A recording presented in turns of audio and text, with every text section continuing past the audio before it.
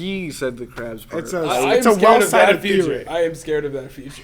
I don't want to be a crab. Scared of it? I don't want to be a crab. You won't be around. Yeah, but the idea. They're just scared. Hey, but you'll have some things to like go like this with. No, do you know what we do to But crabs would it be now? like current crabs or What's up? would it Yes, be I current do. crabs or like some sort of futuristic crab that runs society? Futuristic Probably the latter. society running crab, I guess. But you know what? I saw a video the other day, like literally yesterday. They had a king crab, and they cut off. This was the most inhumane way to kill that crab. They didn't kill the crab, actually. They just started cutting off its legs. It was so sad. Dang. Oh no. That must hurt. But like, if we're all crabs, if all of the life forms like fuse into one like crab life form, who's gonna be killing the crabs that way? I don't know. Crabby crab world. Crab Wars. Exactly. Crab Wars. Crab wars? You think that the future is gonna be crab wars? Crab wars, yes. Move aside Star Wars. Crab wars. Nah, crabs sounds kind of boring, dude. Crabs? I like crabs. No, but why would we? That'd be boring to be all crabs. To all be crabs. It's just a crab. You know Ben It's on the 10? series. You know in Ben 10? Yeah. The second smartest life form in like 4 universes was a crab. And skulls around. They knew it was coming. Well, there were actually a ton of races in Ben 10. Oh. Because like they're all aliens. Oh, the alien races. Yeah. And the smartest one was like the Galvins. They're these small gray people, slightly smaller than Anahita. Good metric. Yeah. And they were just really smart. But then the second smartest race in like the 4 galaxies was the crabs. And they had these domes on their head that could open up, revealing their brain, and they could shock people with that. Wow. Huh. Well, speaking of domes, good after morning, and welcome to On the Dome, a podcast about how non-expert college-age youth think. I think that transition was about as intelligent as the crab conversation. It was. That's pretty good. But today we are going to be talking about something that could be considered intelligent, which is futurism, what we think the future is going to look like. And right now I think the future is going to look like you guys introducing yourselves. So would you Hey. like to start? Yes, so hello everyone.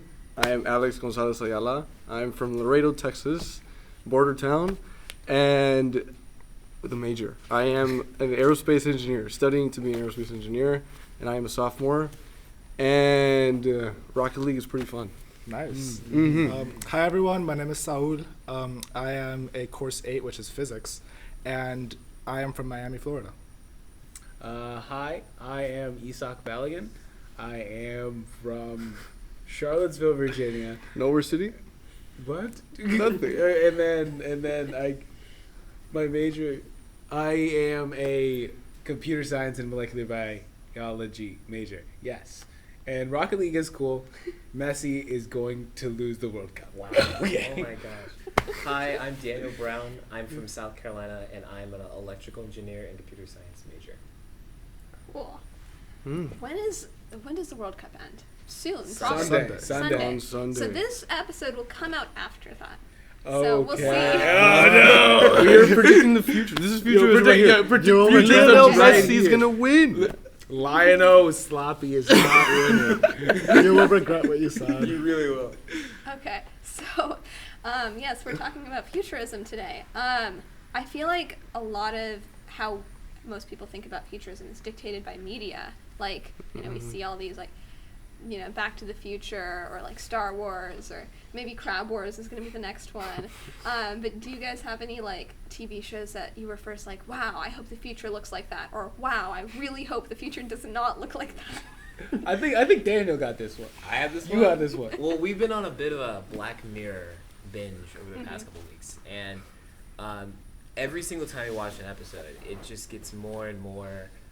It seems more and more terrifying, and I guess it's like the opinions do vary sometimes. Some episodes we're definitely split. We're like, this is okay. I would be okay with this. Other people are like, probably not. But generally speaking, yeah, it's pretty whack. And a lot of them have to do, like a lot of the controversial ones have to do with this concept of if you have the ability to digitize a conscious, do you afford that conscious rights? Like, or can you just exploit it? And or what are the moral bounds, so to speak, of how you interact with that digitized conscious? So yeah. Yeah, it's pretty bad. Yeah. Does AI deserve rights? Do you guys have an opinion on that? Ooh. See, That's the the real interesting questions. thing, the interesting thing about these episodes is that like a lot of them follow this theme where like there might be like some sort of sub simulation that the episode is like encompassed in. So like you kind of establish some rapport with these characters, and then you start realizing towards the end that they're like simulated, or maybe like one character is simulated, or like you know, they're not like on the same like same level of realness as everyone else, and but yeah, you had an attachment to them that was kind of like if they were just another character. And so then it starts to make you wonder, like, is the pain that they feel, or like the feelings that they go through, or their stories, like, to what extent are they something that a higher level of a simulation could use, and like, what are the questions around that? Like, it's all very like meta to think about.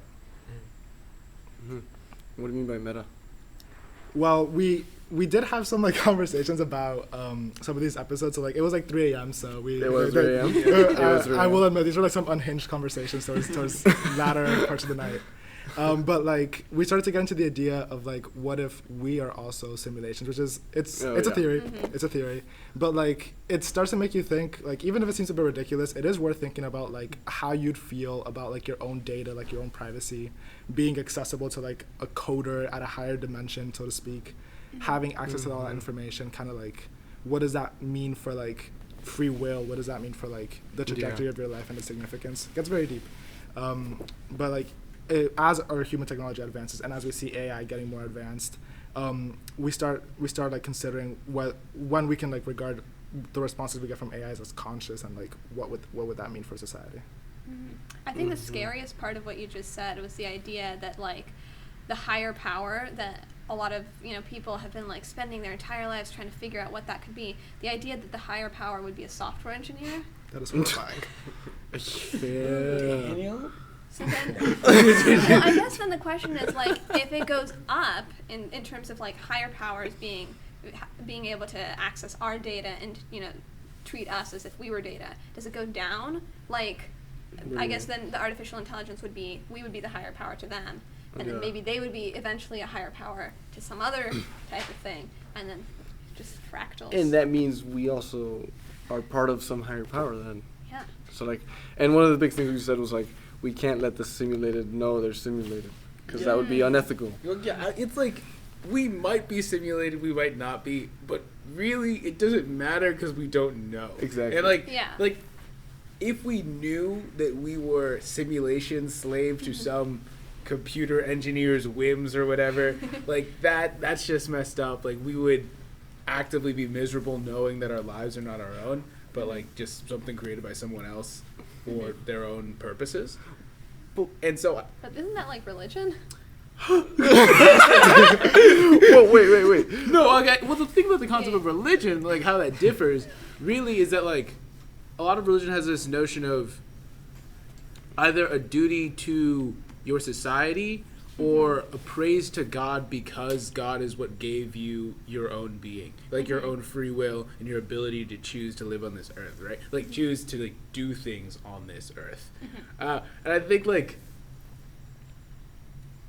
where like religion and like what I was saying like kind of differ is that like knowing that we were simulated for like some menial purpose, like what if we're all just this giant dating simulator so like one person can find out if they're the perfect match for another person, and then we are all just like side characters, just like I don't know, making a world exist, not really existing for anything. I feel like the knowledge of that would be pretty devastating, but we don't know that, and that's fine. So let's not really think about that. I feel like it could be devastating, or it could just be like you just submit to it and like nothing happens, because how are you going to combat that? Like, how are you going to get out of that state? Like, honestly, that's why I think it's like if we don't know, then we shouldn't care, right? Exactly. So like if we don't know, it was like okay, there's no point in really worrying about that. And I guess we get to ask this question of like when we are making these when we are artificially making these things that get closer and closer to like a consciousness like our own, we do ask ourselves these questions like, oh, what if is it us, right? But I personally think that because we don't know if there's some higher being, we are fine. If the things that we simulate, like if we make this dating simulator to find out if two people are the perfect match, if no one in the simulation knows that they are simulated, then it's not innately cruel. unless you're doing something like completely ungodly to them. Which But is I feel like what that does, like that, if they don't know, it's fine. It gives you kind of like a blanket check, or blank check, I suppose, to like just kind of do any sort of arbitrary cruelty. And as long as they don't know it's actually like purposeful cruelty, then it's just, that is, Also, it's a they're natural created disaster. things. They're created things. I mean, if we're talking about like artificial intelligence, so if we're taking like artificial intelligence as we have it now, right? We know it's not consciousness. I think a lot of because of like the Black Mirror episodes, a lot of the connotations, like a lot of the conversations we were having before, were like very strictly about like digitized actual human consciousness. Like if you like took a copy of a human brain, somehow put it on a computer, and got them to exist in some virtual world, what can you do to them? I think that like AI is a very different thing because it's not innately coming from something that was human and that we recognize as human. It's very much coming from something that we built for this purpose to do, like ChatGPT is to write high school students' essays. You know, it's like it is And not more. a slave to the high school students. It is just a tool that was made. But what's interesting about that, like that's what we were talking about before. That kind of relates to like the Black Mirror episodes. Is like just like reflecting on like where our society is in terms of like ever getting to the point of like recreating a human consciousness. And so like we kind of all recognize that ChatGPT does not mirror a human consciousness. We don't think it has like any notion of free will or really like that it's more than like very clever machine learning and like algorithms that are like very like it's scary what it's really good at, in that it does a lot of things that we used to attribute like only we can do that, only humans are able to like this level of reasoning, because it's very comparable to like Google and like the idea of like searching for information, but we kind of realize that like that's just getting a wealth of information and using algorithms to sort it in a way that's more convenient for us. So we weren't too scared of that we were scared of it in a different sense, maybe in like changing the modes of like how information works, but we didn't see it as like to the extent that we see AI being a substitute or being comparable to human consciousness. And with ChatGPT, I feel like, I mean, it's been very trending lately, and it's like a really interesting topic. And just like there's a lot of different things that it can do that we were exploring over the past few days. So like for example, I know Daniel like could probably speak more to this. We would like give it questions from like our algorithms class, and we would see it like come up with these solutions that were like the solutions to the PSETs or the solutions to like questions, and we were like, mind you, this was after the PSETs were due, but we were like, wow, this is like really impressive and kind of scary because we spent like hours on this, and this just like typed it out in under a minute, and like not only that it can like solve problems, which like we've seen a lot of things on the internet solve problems per se, but also that it could respond to information, that you could give it new information, you could modify a parameter, you could tell it consider like this additional constraint, or consider maybe you're telling the response like your argument isn't thorough because of this thing that I know, and then it adapts its response. Things like that can like interact with us in a way that we thought we could only interact with other people. I think it was just really interesting to see how like that's a progress that just algorithms can do. I definitely think that as generations go by with this sort of technology, we're gonna like redefine what we think lifelike is, and I think that will happen in a bunch of different ways. But like one thing I keep thinking about is like, yes, like now we see Google as just another tool, very very like day-to-day normal, but like back in I don't know the 80s, like computers were always like the villains in these like sci-fi movies, because even those simple computers then, they were like, oh my gosh, this is so lifelike, how does it do it, like that sort of thing. And so maybe, like our grandkids are going to look at like, ChatGPT or even some like very sophisticated AI, which to us would have been indistinguishable from a person, and they're going to be like, oh, it's just another tool. Right. And is that good? Is that bad? It's definitely scary. It's scary, yeah. Yeah, that is scary. But then it comes to the question of what even is a human consciousness? Like to the point where how are you going to make a human consciousness digitized? Like that sounds like a very complex thing. Yeah. Like we don't even know what a human consciousness actually is. Right. We can't define it fully. Yeah, one thing that was interesting about like the ChatGPT and like the problems we gave it is that we still felt like a sense of like it felt very formal in that we were giving it like problems from our class, and it was like giving us solutions, and it all has to do with like math and science. So we're like, okay, like we could envision a future where technology might be capable of like doing these sub problems, what we consider as a sub problem, and we like do some higher level abstraction. But we had another like interesting conversation with another friend that like when you think about art and like the idea of like AI produced art, And you think about like the purpose of art, of like, you know, evoking some sort of emotion out of people and like having this effect like that you can't really explain like completely scientifically, but it actually just like evokes something because of how you experience like seeing something or hearing something. Or like for example, we had it like before they updated it, we had to like write a bunch of like stories of like with different topics and different parameters, and like it was very funny. Yeah, we gave it some unhinged topics to talk about, but it was interesting because we saw that those stories seemed very cut and paste. They seemed very like they followed very basic plot lines and like they're very predictable. Yeah. So we poked fun at it. We thought it was funny. But if we get to the point where like these AIs could produce stories, they could produce art that actually evoke something in us to the point where we're not sure if it was AI produced or human produced. That goes back to like what you said about defining human consciousness and like the AI just did something that we thought only humans could do that was in the realm of like emotions, not just logic. I do think it's like, I was talking about this with Alex the other day. I think it's important to like think about when we're experiencing like art in general. Like obviously being at the receiving end of like, you know, looking at a painting or listening to music, obviously that is like very much an important part of the experience of art. And I really don't think, well, if we get to the point where you can barely distinguish AI art versus human art, it doesn't really matter who made it. I mean, it's really just how much does it evoke emotion out of you. But that isn't to say that there's no reason to not continue making art, because another side of it is actually producing it.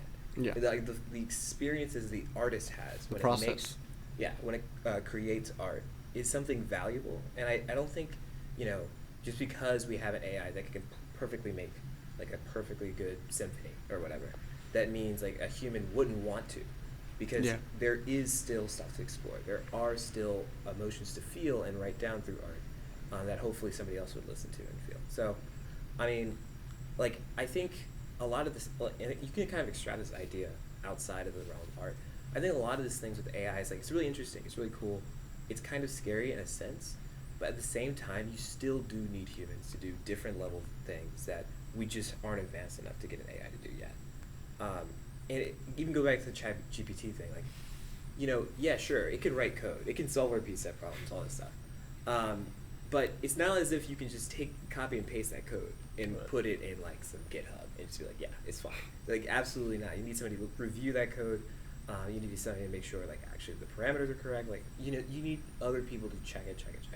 And I suppose hypothetically, if it trends towards like a place where it perfectly resembles code that you exactly want, I don't know if you ever get there. Humans can barely do that. I don't know. I still think there's always a place for humans in society. I don't think you can completely replace humans with AI in that sense, I suppose. That's a nice conclusion. So you think they're gonna like eradicate humans? Well, you just said they're not, but I think people are want to be a little alarmist with it, like. Yeah. Well, that's what they said about like, you know, the whole Y2K thing with the computers. It's new technology. It's a little hype. It's a little scary. Some people are like, but I don't think it's that big a deal. Like, I don't think the software engineering. I could regret this. I don't think the software engineering job market is going to like crash in the next 2 years because of you would hope AI. not. I would hope not. So yeah, I don't know. Yeah, that'd be a little scary. That would be a little rough. Yeah, I think that for me, what I was hearing from what you were saying is like, AI doesn't really have intention yet, and I feel like going back to the whole art thing, like with poetry or with like a painting or whatever, I definitely see a future where like an AI could create a painting of as high like visual quality or even an identical painting to one that a human painter might be able to create. Sure. But the difference is that the human painter would be like, well, I picked this color because I was thinking of this sort of thing, or like I made this mistake and that actually inspired me in this. Like there's intention and like choice behind each of it, whereas it's more just random, and not even randomness, but it's just like it's almost like a mechanical process for the AI, where even though it produces different results based on different inputs, it's not choosing anything. It's just running the same process that we told it to run. We're the only ones, at least now, that are really making a choice independently. Well, then that's what defines a choice then. Like our feelings, I guess, attached to whatever we choose, right? I would say that, maybe. Because, I guess the AI obviously doesn't have feelings yet, so... Yeah, I don't know. I mean, like, in terms of what choices like an AI can make, I guess it like, gives different weights to different things Sure. based on Right. some math equation. And I guess Yeah. you could say that like we give weights to different things based on like how our neurons work in our brains. But I don't know.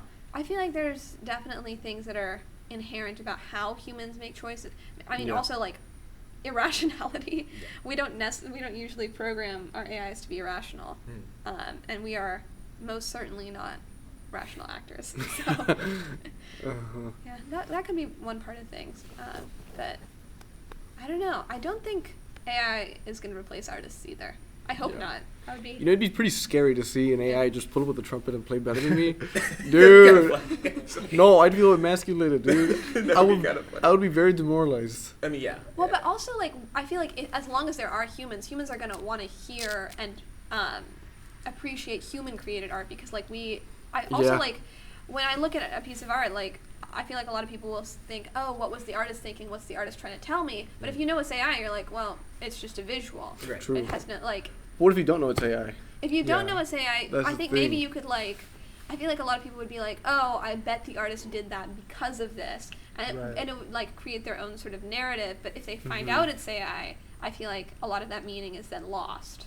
That's It a really could be scary lost. thing because I feel like it's kind of comparable to like sometimes like I've like read books and I try to do more and like I feel something I'm like, oh, like this was really interesting. I wonder what motivated or like maybe I found like this like symbol that kept on appearing. I wonder if it was intentionally placed there by the author. And like I'll try to look into it and there's like no information to be found. Maybe like the author passed away a while ago and like there's just nothing to be found and nothing for them to like comment on. And like if there's an AI who like doesn't have any comments to begin with in terms of like feelings about why they made certain decisions in their art, like there's kind of no difference in that, but it's scary to think that you could have that same reaction to both AI produced art and Mhm. human produced art. Yeah, that's what I was thinking. It's so scary. I don't know if it really matters though. 'Cause, No. like, what's really most important when you're experiencing art is that you experience something, and that's really it. If you can derive your own meaning from it, I don't know if it matters as much. What the actual intention. But behind then it by was. that, like you could have AI make arbitrary amounts of art that Sure. all evoke emotions, and then, like I mean, there's already a wealth of art to Like begin make with. make but, humans obsolete or something. like you could definitely make sense. such a large volume that you could outweigh the amount of art humans have made if you could program it and you have that guarantee that it'll evoke emotions. I suppose, but the art has to be good to evoke emotions. Like we choose, Right. we look at art to be good. We look for art to evoke our emotions. We don't necessarily just look at, oh, that's fine. Yeah, any random thing. I mean, like when I go to art museums, I'm not looking at every single thing. I'm only Right. looking at things that catch my eye. I'm like, oh wow, this looks interesting. Yeah. So yeah, I don't know if, I mean, sure, I suppose if it gets good enough that you can't really Right. tell the difference. That's I Yeah, still don't I think that's it the scary matters. part. Mm-hmm. Well, I think I think it's true that like there is, meaning inherent in art based on just the viewer. Yeah. That's completely separate from the artist. But I also think that there is meaning completely separate from the viewer, just based on the artist's creation process, like you were saying. Yeah, And I feel like the AI at least removes half of that. right. Mm-hmm. Right. So, even if like you are the type of person who you just look visually and ascribe your own meaning to it, regardless of whatever artist's intentions are, there's still like more value or there's still a different type of value that's never really going to be in AI art, or until AI are sufficiently Sentient. conscious to be Yeah. able to be like, I made this art as a commentary on my life as an AI. Yeah, that's another thing. Like, what if like That's weird. That would be- that's That's a different weird. conversation, yeah, like what if like just the same way that humans describe their art process and like the motivations of their choices, you could train an AI to train it on the data that artists would use, and they assign their own sort of feelings that are like at the end of the day an algorithm, but we could almost like believe it to be a sentiment. What if it learns to teach itself to learn? That'd be going pretty far. Yeah. That's pretty scary. Because then it could learn how to evaluate itself. That's like one of and the then that'd fundamental be- things we think of being human, right? Our ability to like learn and like take in information. Like I mean, everyone does that. Like every like a lot of organisms do that. Yeah, But, adapt. like- yeah. But yeah, I guess like to the level that we do it. That's a little scary, bro. It is. I mean, I've been thinking about a lot. Are humans just naturally occurring computers? Because if you think about it, our brains are essentially just a circuit that has electrical signals and uses it to make both physical and and it has different forms of output. A computer is the same thing. It's electrical signals and then different forms of output. So maybe it's not that That is deep. AI is going to become a human. It's that humans are already computers. And like if we're naturally occurring computers that were just produced out of nature and out of like single-celled organisms, which maybe are also naturally occurring computers, then AI is just another naturally occurring computer created by a naturally occurring. I don't know. That's a good take. Maybe the universe is all just computers. That's a good take. And, you know, we are like kind of cyborgs because we always have our phones with us. You know, we have this, we have Apple Watch, we have AirPods. Does this mean the Big Bang was a screenshot? There is a take that I haven't heard. A screenshot? What, Yeah. How does that make sense? Don't think about it too hard. Okay. Okay. No, dude. Okay, I think maybe let's pivot from the AI thing before we get into like deep and then like start questioning our existence. It might have been already too late for that, but like other than AI, what do you think like the future? Like, do you have any like hopes of like what technology the future will have? You look at me like that. Okay, I have this idea. Okay. All There we right, go. thinking purely pragmatically speaking. Okay? Say you were a wealthy business owner in Right. 2100. Okay, and you could very cheaply with your capital afford to buy a robot that will take orders, make food, instead of hiring a giant staff of human workers and paying them all minimum wage or whatever. Which one would you choose? Would you choose to hire, get the robot and just get an engineer to maintain it, or to pay human workers? As devil's advocate, of course. Hey man, the robot has feelings, okay? You have to pay It's it. just algorithm. Nobody's No, no. fucking. Nobody's getting the. What Nobody's would getting you? the robot. What would you? Okay. That's my question. I mean, I guess I'd have to do some type of cost-benefit analysis on like, maintenance and like. I mean, I'm sure that like by that point there would be studies on this, like Right. how does it affect my business? How do I market it? Whatever. I mean, like robot cafes, I feel like are very like in the very early stages of even starting to be things. Yes. I guess if I was just purely pragmatic business owner, I would have to at least seriously consider getting the robot. Exactly. Because guess what? Guess how much? Like the number one cost of owning a business is labor. If you can eliminate human labor, you don't have to deal with freaking unions. You have to deal with healthcare. None of that. Man, you should have got into Just Oh God. Why a you- robot and No. engineer. Why are you an But electrical engineer? Maintenance. That's what the No, engineer's it's for. just an engineer. Bro. Okay. You're gonna end up spending so much more money on maintenance. I don't know. Because, bro, if you're I think you're- if you're taking your McDonald's, sorry for the brand name, but if you're taking a McDonald's and you're automating everything, not only do you have to have someone to maintain all of that automation, it's not just one engineer. It's not just one engineer. It's not. Because then also you have to have it has to be sanitary, 100%. Wait, Like, why? You're making food. Okay. Oh yeah. Okay, go on. You need someone to be on that. So essentially, you're going to need daily checks on your restaurant to keep it up to code.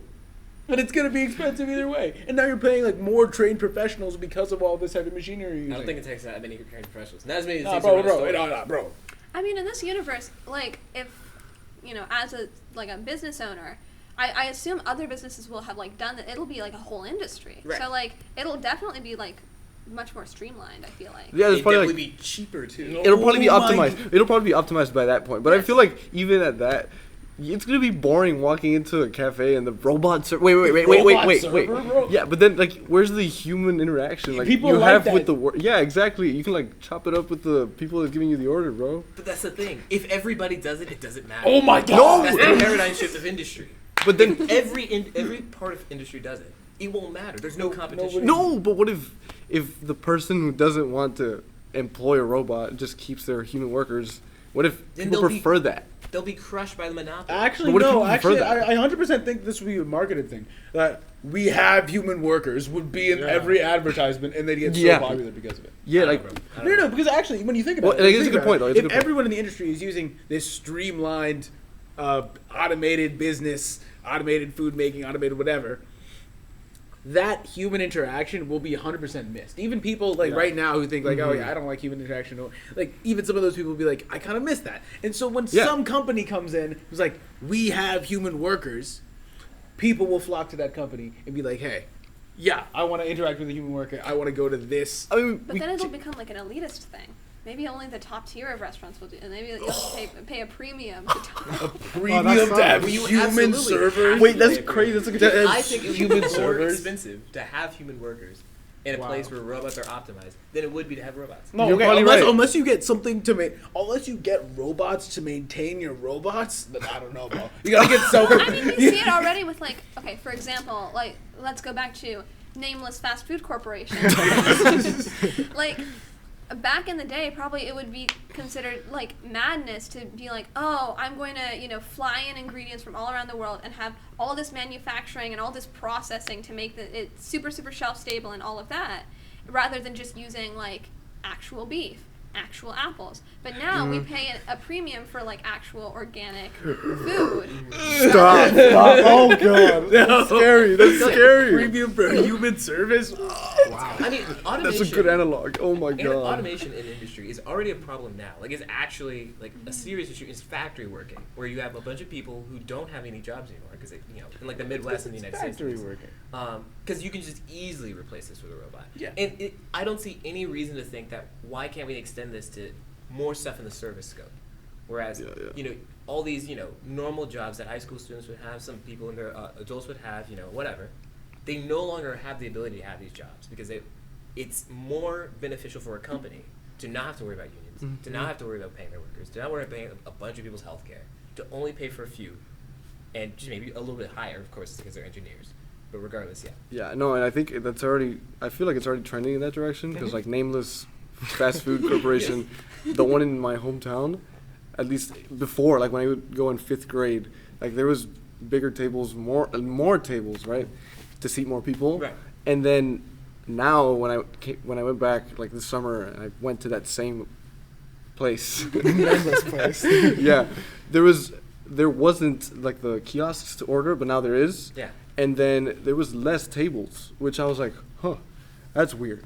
Even in like the play place, there was less tables, which I don't know, was a little scary because there's like less people that are gonna go and want to stay there. And, sometimes it's fun to overhear conversations. Of course. Yeah. So I don't know, it's kind of scary. And I think even on the topic of like nameless corporation restaurants, it's interesting in like the kiosk thing. Like I referred to like the electronic like order. Yeah. Like that's like I feel like that's interesting because like that is one of like the human interaction things that like, people might miss. But it's also like when you think of these chain locations, like it's you generally don't think about it as like maybe it's a place to like go and hang out with people, but you don't necessarily go to have the human interaction. Whereas if you compare it with like a more like local restaurant in terms of like locally owned, and like, and you associate it with like maybe culture or with just like the people of your town or like family, whatever it may be, like having those places be automated and be shut out by like big industry that's like digitizing everything and just being much more efficient. Like I feel like that's where the real loss would happen. Yeah. Yeah, I agree with that. I feel like honestly we're already seeing that people don't really care about like maybe the experience of going to any of these like super big chains of like grocery stores or fast food or whatever, but people will definitely get up in arms and miss their favorite local coffee shop because like you know those people. Exactly. It's like the community. You miss it. I mean, we kind of saw that with the pandemic where people you realize how important it is to interact with other people on a daily basis just because you don't have it anymore. Right. So you kind of have to lose it to realize that this is actually very important, but which is scary though. But in some instances, looking pre-pandemic to post-pandemic, we definitely have given up in some places where we had that idea of community. Yeah, and we just kind of are like, I mean, sure, it'd be nice to have it back, but we're not going to work very hard to get it back. In some places, obviously, yeah. But when I think about like just like going to like a Best, I haven't gone to a Best Buy since like 2018. Like that's where I get all my. Anytime I'm buying electronic now, because I'm just getting it on Amazon or whatever. Not because it's any cheaper; it's usually at the same price. But I could not go to the store in 2020, and now it's just like it's kind of normalized to buy not even electronics, just anything, just online instead of going out to a mall or whatever. to go get stuff and maybe experience some communal stuff. Yeah. So yeah, I don't know. Also, some of it is hard to fight against as just individuals. Like Yeah. it's hard as individuals to like battle against these giant monopolies. Right. That's why we need unions. So I'm saying, like, You got a point, though. if you had a bunch of robots, Oh my there God. is no union. No, but Don't this is give the them problem. ideas. Just saying. This is You have the to understand problem. how far we are from this. Because like not only the robots have to make the food, but they also have to maintain themselves. They don't have to maintain themselves. No, So you how is one some engineer? How is engineers. one team of engineers? Okay, team of A engineers. small team. Of Small team of engineers. Small team. Wait, small team. No, small team. Well, now we have janitors, right? It'll just be like the next iteration of a janitor will be a maintenance crew that comes in at night. Yeah, but they're professional. Like they're professionals now. But Like, what if- how what are if- you gonna how are you gonna pay professionals? Because like What if here's those skills become more mainstream and then you need to pay less to those people? That would be the- scary. No, but, okay, you no, know. no, okay, my guy, my guy. So here's the thing: you need My mail. my mail. You need specialized training to be able to create and maintain these robots. For the installation, there's 100% like some Huge no, on board. wait, no, not yet. There was gonna be some company who's like, we can automate your restaurant. Okay, dope. Now, one, we got to think about. So this company, if it's some like third-party company, they're coming in for some fast food branch. Now they have to automate the creation of everything that fast food branch does. That's already expensive. Go to all of their locations and then sell them this robot that is supposedly going to pay itself off in 100 years. Now, 100 years? because it's hella expensive. And then you need people to maintain this specialized workforce to maintain this who are familiar with the system enough to know where it could go wrong, places where it could go wrong, and fix those things. And so unless you get them to maintain themselves, which would also be hella expensive, this is not worth. And also, like cleanliness in general is a necessity. Yeah, There are too yeah. many variables too. It's like 2 locations of a nameless fast food corporation can have different layouts. That is true. But maybe they'll remove that. Maybe they'll make all of the layouts the same. Damn, Also, that'd be boring. who's to say? Well, this But is- yeah, no, I get your point. So there's But no- like, also, who's to say like they're not just microwaving stuff that comes pre-frozen to the restaurant? They probably are. They probably Already. are. I feel like a lot of restaurants already do that. Yeah, I So think if it's so. just a also, you talk about cleanliness a lot, but how are things going to get dirty if there are no humans? Because it's food. It's still food. No, but like if your microwaving something that's already in a prepackaged, layout that's maybe already in the, container that you're going to sell it to the customer in. Where's Yeah, the, but there's where's the mess? still assembly. Like even if you have a burger from a nameless fast food corporation, like it's like how it works inside of the kitchen. It's like yes, they get their meat, and then they put sauces, toppings, a bunch of things on it. Now there is so much opportunity for any one of those things to spill, and you see. Even with your entirely intelligent robot with computer vision, there is still potential for things to spill. If you give the robot the ability to clean it up, which you definitely need, then they have to have access to almost any part of their food making process, their food making area, in order to clean it themselves. And for that to happen, they have to be super intelligent in advance to Yeah. even recognize that something has gone awry and there's something that needs to be cleaned. But I feel like in 100 years that's feasible. Yeah, in a long, long time. But then actually making it affordable for the We'd be for a dead by common then. business owner to use? No. But it's First not of all, for the it common wouldn't be, business that's what I'm owner. saying. It's not for the common business owner, one. 2, it wouldn't happen overnight. It's not like the CEO of McDonald's would be like, let's automate Hey, all nameless. of Man! Nameless fast would food. go to some hypothetical Losing company and say, sponsors. I want to automate all of my you- restaurants yeah, at you'd the automate- same you'd time automate a right location. now. You'd automate a location. You, You'd this, auto- is, this is what I'm saying. This is definitely a long process. Yeah, you try one They'll be location, vetted, you see trial it and error. fails, and then yeah. It wouldn't fail. It though. would It fail. would fail a couple It of would times, fail. sure. But once they got it working, then Once they'll once expand it fails a couple of times, they're just like, we just sunk $5 million into this. $5 million is project. not a But lot. if they have billions To $100. of dollars, Wait, $5 billion, bro. it would cost $5 billion. There's Yo, no to way it make would this cost robot, bro, pay No. the engineers. No, it would not cost $5 billion. Do you know how much money? $5 billion. Okay, but like, okay, bro. To get one location decked out with this robot, bro. But you wouldn't do it one location all the way. You would do it like little by little. This is what they're doing phase now. out the workers more. No, but like, it's that one is thing. what they're It's doing. one thing. Okay, it's one thing to automate processes like cooking processes, where it's like you have a human being using a tool that makes it easier for them to do some tasks. Like that's what cooking is. This is what cooking is. Like we've been using grills, bro. Like the concept of a grill is to have someone putting, like, you're not generating fire yourself. You're using a tool to cook your food, okay? Well, yeah. And like, yeah, if we add more automation to this, where it's like now you as a human can just put in 3 patties or something or whatever to some line, and then these patties go on this line and come out cooked, and so you could just put them on the burgers from there. That's nice. It's a cool little tool, very nifty, expensive, but very nifty. And- Keep going. Just keep going. but pretty nifty. But the real thing here is that if you want to have something that connects all of these individual components, that thing has to be hyper intelligent in order to actually manage any states where things go awry. Essentially, you have to have risk management built into your system, and that is going to be hard. And there's so many like specific scenarios, like so many. And actually making sure that these are accounted for, I feel like that is where the human touch comes in. I think you can automate so many things that people do, but at the same time, you cannot replace the supervision that a person provides. But what if you just take the data from, all the mess ups that happened at the first store and train a machine learning model to recognize sort of things? You'll be doing that forever, my guy. Who are you Yeah, paying you'll to be do doing this? it for- You're paying them a lot of money to do this. What do you mean? You're paying them a lot of money to do this. You're paying someone a lot of money to train someone. To get... Okay. To train some sort of AI. Yeah, but what if an AI doesn't have the functionality yet to actually... What if the actual robot does not have the built-in functionality to deal with a situation? Well, no, that there's arises? well, obviously, that's what I'm saying. You phase it in. No, So it's you not- have it's not somebody even just there. like a- it's not even It's like a this co- is an issue.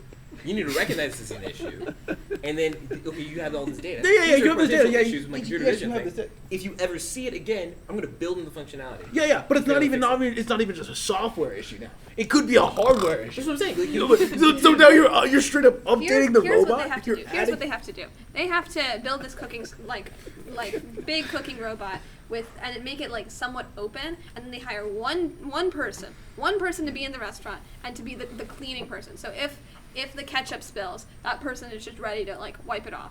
If the burger falls slightly to the left or slightly to the right, they reposition it. And that one person is gonna be miserable. That one person will have a very, very sad existence. No, You but we will train not the like their robots so life. that they have personalities using all this AI No, stuff. So you establish these false relationships. What if This that's is Daniel's immoral? future. What if that's And immoral? so That's next thing you immoral. know, we're fighting for rights to get married to McDonald's. Literally. Everything, buddy. Exactly. I think it's important to this is obviously very far. We're not. I don't think we're that close to having fully automated cooking apparatuses and nameless corporate stores. Okay, but it's important to understand, or at least to think about, this idea of automation draining out what normally be human workers. What would we do with all jobs. those humans? What do you do? That's the question. This is a policy question. What would you do with all I would those say. humans? Yeah, And that's a lot of humans. It's a lot of people Send out them of to work. space. We've just circled all the way down to the plot of WALL-E. Yes. I think there's a bunch of interesting policy decisions you'd have to make as a government. I would say. I don't think you can solve this thing anyway. Yeah, there's To make sure these people can live, because this model of you just have to have a job to live, it won't work. I don't think it will work in the next century. that's a little scary. That's a huge shift in society. It is a huge shift in society. How would you? I mean, there's plenty of proposed ideas. You have Probably. like universal basic income is one of them, where you have you just give people enough money to live, and they do whatever with that. And they already tried this in Alaska and stuff. There's a bunch of different policies that I think have the potential to be able to at least lessen the effects of completely removing somebody's job out of their life. Yeah. But it definitely calls into question, essentially, if you want a job, you need an incredibly high level of education. The current level of education, 30% of Americans have a college degree. That's not as I don't think you're gonna have a job. That's already been in effect. I feel like from the 70s, 80s. Yeah. Like my parents, them having a bachelor's degree from their local town's college was already damn, you have a good education. Yes. But now that's just like you're saying, 30% of the people have that. Yeah. And I think what either you to do as a society is either get that number way up if you want people to have jobs. Somebody has to be like, you know, working at these like high levels, be like, okay, I need to do risk management or whatever, and like fix the robot when it breaks. Or you're just gonna have a bunch of unemployed people, and that's never good for society.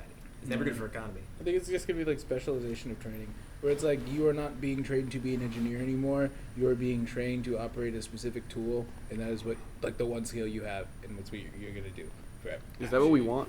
No, No. it's not. It's Yeah, not. it's not what we want. Because like right now, it's like we're here, and it's like okay, we're getting general training in Exactly. computer science, training in biology. Like we choose our specialization from there on. Yeah. To some And degree. we have the And- ability to understand the whole system. Yeah, yes. But Exactly. like when we get to a point where like tools can do basically everything for us, it's like who can use the tool better rather than who actually knows what the tool is doing. Because it's like a black box at that point. If you put in the right input, you can get out the right output. And if you know what inputs you need, and like that's all you really need to do.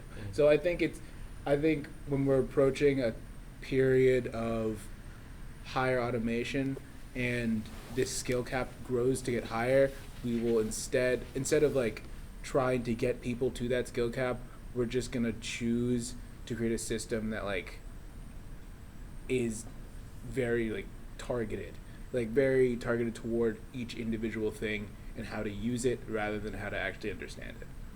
Ouch. Yeah. I mean, I actually never thought of that. That's I think that's probably what's gonna happen. It's like even like back to like ChatGPT, Exactly, bro. yeah. It's like 100%. You don't like you need to know how to use the things that ChatGPT gives you, right? Like you can ask it for code, but you yourself have to be able to realize like, okay, I need to tailor this to be like my specific need. Yeah.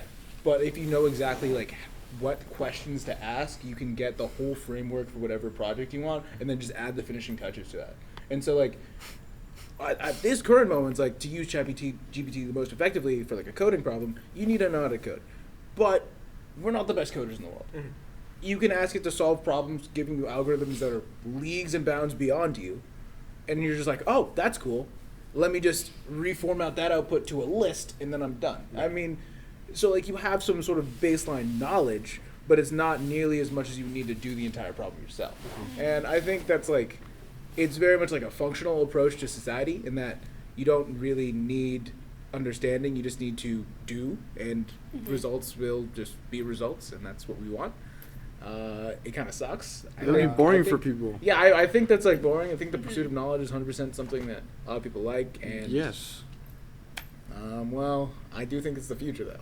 I think that the biggest barrier in terms of like, you know, the thing that you said about it being boring and like human satisfaction, I think human satisfaction is going to be the biggest thing because like if you know you remove like jobs, if you remove like all like the natural like for example if you remove like human like interaction and you know experiences, how do you keep humans happy? And I think that there are two methods.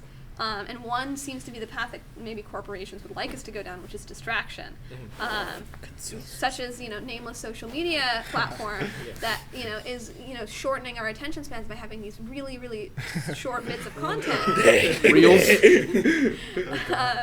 Like you know that's one avenue that we can go down, and if you know again like in WALL-E, like the humans in that movie spent all their time playing games, consuming, and just you know their attention spans were so short that they like forgot what meaning was actually like.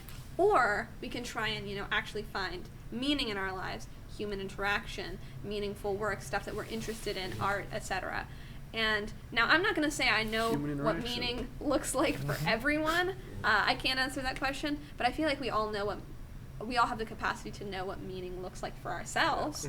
And so as long as we're chasing that instead of the distraction that will make us easier cogs in the robot, nameless fast food corporation machine, maybe we're going in the right direction. Right. I definitely agree. And I think you could look at this in a more optimistic view in that, you know, suddenly the job, this idea of like the job, suddenly becomes much less important in your life. In that if you have a system where your needs are taken care of, you do your job, and it's super functional, you don't have to really think about it too much, then you kind of really don't have to care about it as much as we normally do. And I suppose if you find meaning in your life through your job, then yeah, that's actually 100%. But if we can start to you know, move away from this kind of viewpoint and try to find meaning in, you know, meeting with your friends whenever you want, or going and spending time outdoors or doing whatever. I mean, it ranges from person to person. Then you can have a little. I would say it would be a more fulfilling life for me if I didn't have to worry about work for the sake of working, making money, and worry more about the relationships that I forge with my friends and family and stuff like that. What if the work you do doesn't feel like work, but rather is what you like to do on a daily basis? That's the thing. That's the thing. Because a lot of people, the ideal thing is that people look for a job that is what they want to do and won't feel like a job, so that they're not mentally drained by the end of it. They can still do stuff with their family once they get back from their job. The thing about it, though, is most people never find that job. Most people go their entire lives miserable at work.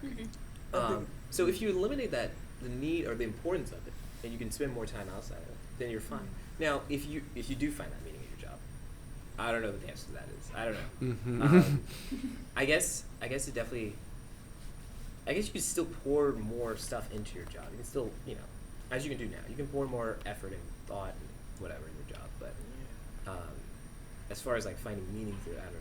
I think there's two things to that, because in terms of finding meaning in your job, there's on one end, people feel like they're contributing to society through their job sometimes. Not for every job, but a lot of people who work maybe even not necessarily professional careers that you need a degree for, but you still are making a tangible contribution to society. That gives you a fulfillment, and it gives you a reason to keep doing it besides just the stress of making money. Right. So I think that's one thing that is at danger of going away.